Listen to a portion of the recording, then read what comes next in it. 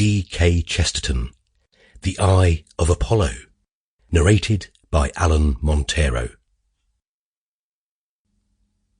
That singular smoky sparkle, at once a confusion and a transparency, which is the strange secret of the Thames, was changing more and more from its grey to its glittering extreme as the sun climbed to the zenith over Westminster, and two men crossed Westminster Bridge.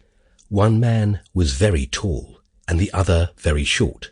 They might even have been fantastically compared to the arrogant clock tower of Parliament and the humbler, humped shoulders of the Abbey, for the short man was in clerical dress.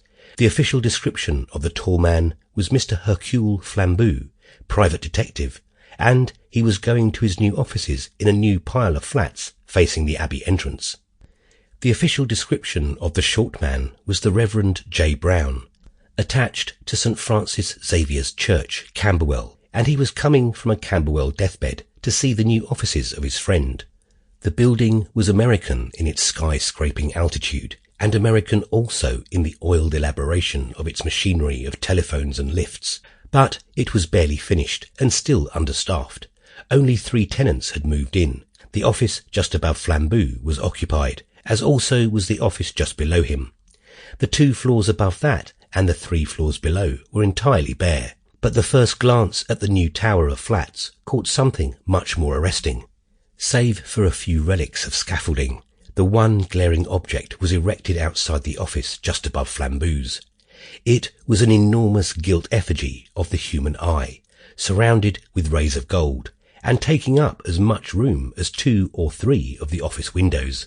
"What on earth is that?" asked Father Brown, and stood still. "Oh, a new religion," said Flambeau, laughing. "One of those new religions that forgive your sins by saying you never had any. Rather like Christian Science, I should think. The fact is that a fellow calling himself Kalon, I don't know what his name is, except that it can't be that, has taken the flat just above me. I have 2 lady typewriters underneath me, and this enthusiastic old humbug on top. He calls himself the new priest of Apollo, and he worships the sun." "Let him look out," said Father Brown.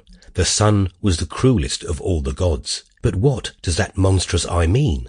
"As I understand it, it is a theory of theirs," answered Flambeau, "that a man can endure anything if his mind is quite steady. Their 2 great symbols are the sun and the open eye, for they say that if a man were really healthy, he could stare at the sun." "If a man were really healthy," said Father Brown, "he would not bother to stare at it." "Well, that's all I can tell you about the new religion," went on Flambeau carelessly. Sample complete. Ready to continue?